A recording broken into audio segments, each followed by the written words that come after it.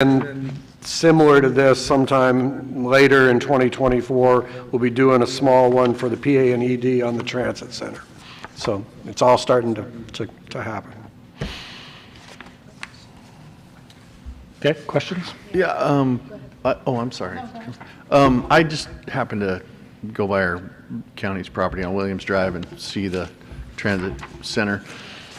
My first thought when I saw all the digging that's going around the transit center was, oh, hey, they started on the electric bus project. But then it hit me, wait a minute, we're not done with that. What, I just kind of curious, is this the beginnings of the infrastructure changes? Not or? Exactly. Fernando, would you like to carefully explain what happened? Because it all kind of, stirring something up, sorry. It emerged during the holidays while I was away.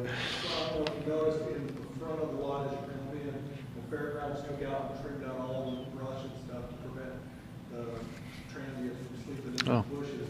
They also cleaned out the drainage, the original drainage on the property was first developed.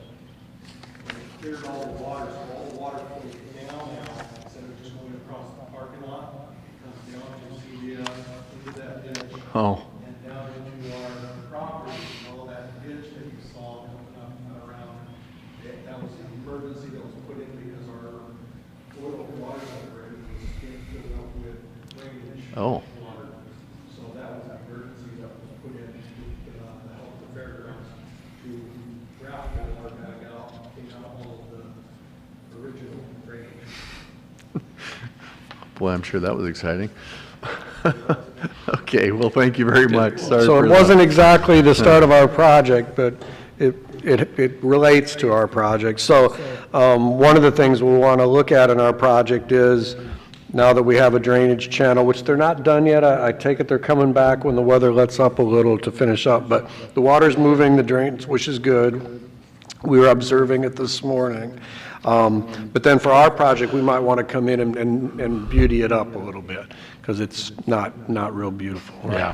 Beauty it up. Okay, Director Swan?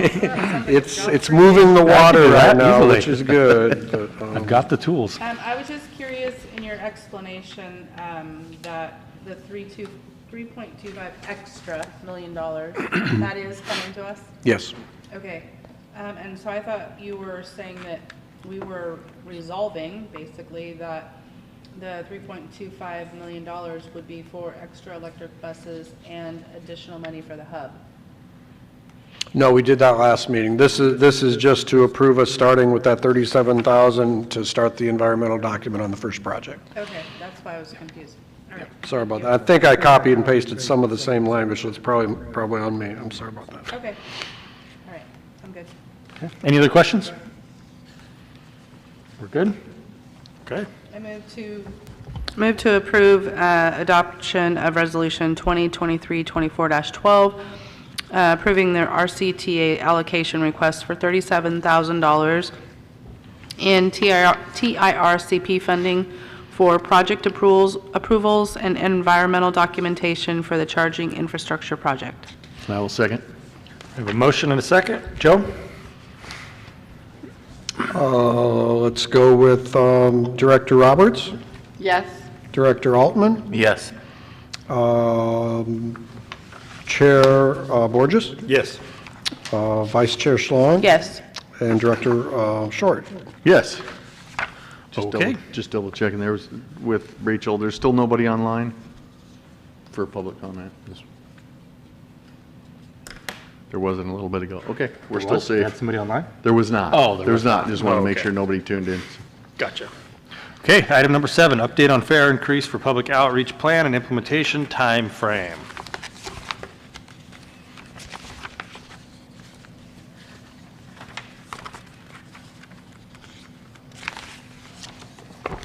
Okay, this one is brought back. It's a discussion-only action, or no action on this one needed. We talked about this at the last meeting. We'd come up back with a plan. Probably not much more because of the holidays, so that's what we've been working on. So as we mentioned before, our CTA, like all rural transit agencies, is required to recover 10% of its overall operating costs through the fare box revenues. We used to comply with that before the rapid rise in our fuel and labor costs in the last 5 years or so. So at this point, we are not in compliance. Statewide, there's a lot of other agencies that are not in compliance as well. And as a matter of fact, the SB 125 legislation that we talked about earlier that brought additional $3 million to us, it also come with the formation of a transit task force statewide to try to look at all sorts of reform and issues that challenge our business across the state. So they may be looking at these fare box recovery ratio mandates, and there could be some legislative relief at some point from that. But not having that, we believe it's wise to prepare to comply. And for us, we're going to need to raise more revenue in order to come close to 10%. We're currently at 6.5% for fiscal year 22, 23 unaudited, but it's going to end up near that number. Whereas I was looking about 8 years ago, 2016, we were like 15 or 16%. So we're actually above our minimum back in those days. But since then, I actually have a little presentation I can share with you guys that might illustrate that a little better. Let's see. Can he do it? We're not sure. Maybe. So then this presentation is put together for our outreach events too. So this is just the first time we've used it. Looks like it's showing. So as mentioned, our main source of funding is the TDA, or the Transportation Development Act, and one of the things, this is a very famous act from 1976 that basically led to the creation of many of the transit agencies that exist in the state of California, because it provided operating funding to get them going. One of the caveats that was in that legislation was the fare box recovery minimum ratio, 20% for urban areas, 10% for rural. With our CTA being rural, 10%, we usually had no trouble meeting that, but we've went through, okay.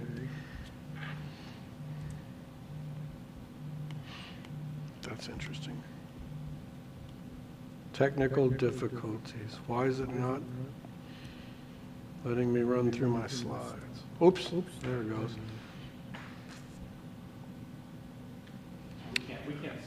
You can't see my slides either? Okay, this is better. Yeah, Rachel, am I doing something wrong here with these slides?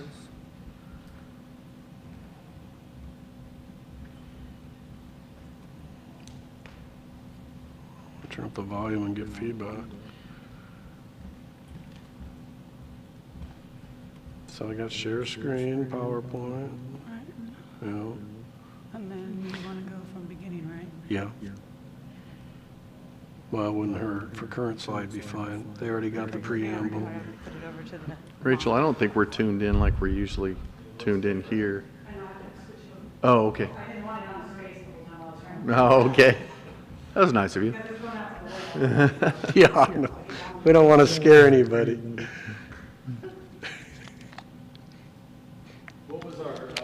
What was our percentage last year? 6.5. That was the year prior to that. Oh, it was not good either. That was back in the pandemic years, so it was probably like 5. I think it improved a little last year. It was like 5% the year before that. It really fell off a cliff when the pandemic hit, because right then we were increasing our costs. Fuel went crazy, and we increased our labor costs. Like this slide that we're trying to show here, in 2016, our starting wage was $9.50 an hour, and our average drivers were about 11. Today, it's $19.50 an hour to start with an average wage of about $21.50. So that's over 100% increase in 8 years. Whereas our fares haven't increased hardly at all. Fuel went from $2.50 a gallon back in 16 to $5.05 last year. sometime, that's that smoothing it out. It was worse than that for part of the year. Again, over 100% increase. So just in those two line items, to make up for that, we'd need to collect another $21,000 a year in fares to keep the percentage where it was. So I'm not sure I even understand the, this,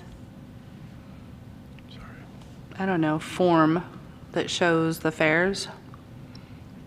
As an example, the travel zone, Smith River, Gasky, Hyuchi, Yeah. and then across from it is Smith River, Gasky, Hyuchi, $2.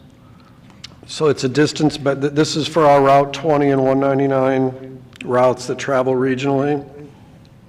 So you look up your starting zone and then where you're going, and that gives you the fare. So for most folks, like from Crescent City to Klamath or Smith River to Crescent City, it's $2. But you start going further, like so let's say Smith River to Klamath is $4 because you're $2 to Crescent City and another $2 to go to Klamath. Two more for Oric is $6, and then Eureka is the furthest destination in our system, so that would be $12 from Smith River to Eureka, $10 for Crescent City to Eureka. So that's kind of how you read that. It's sort of like almost like a mileage, old-fashioned mileage chart. And then the passes are right below that. So what staff's recommending that we consider is a pretty modest fare increase. We obviously, it's very important to build our ridership back up, so we've been trying to avoid anything that'll stunt that. So we're looking at maybe a quarter increase across categories for the local routes and maybe 50 cents to $1 on this regional chart that we just walked through. 25-cent dollar ride increase, maybe $1 for the airport shuttle, but nothing. We don't want to, deter people from traveling. We understand that our riders are price sensitive. One of the things that I think is exciting that I want you guys to consider is currently it morphed. It started with the college students, then it went to the youth, and then it went to the veterans. I'd like to consider adding seniors and the disabled to the free rides program. That would immune them against the fare increase because they won't even see it. Because with the free rides program, you show your ID or whatever that gets you on, and you're on for free. So it's free to the end user, but then at the end of the year, we have all those tallied up and we build the grant. So that would be a way for us to actually enact a fare increase that most people won't feel.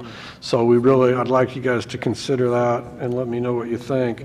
But it's still, I don't know that this first increase will be enough, but it shows a good faith effort for compliance. We'll see what it does, hopefully in conjunction with continued ridership recovery, because we're having a pretty good year, knock on wood so far.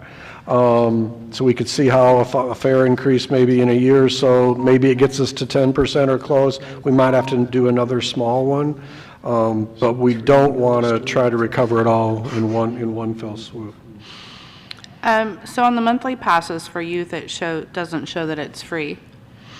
Yeah, it's there in case we started charging, but it is free because we added we have them under the grant program. Okay. And for seniors, what age do you determine that they're a senior? 65. Oh. Not too much longer, we'll be riding the bus for free, Darren. That's right. We're not just around the corner. Yep, me too. So where we're planning going from here, this is just discussion and getting direction and input from the board. Probably the next meeting that we're going to meet in late February, I'd like to schedule like an outreach charrette drop-in thing, hopefully down at Wild Rivers or somewhere downtown that's easy for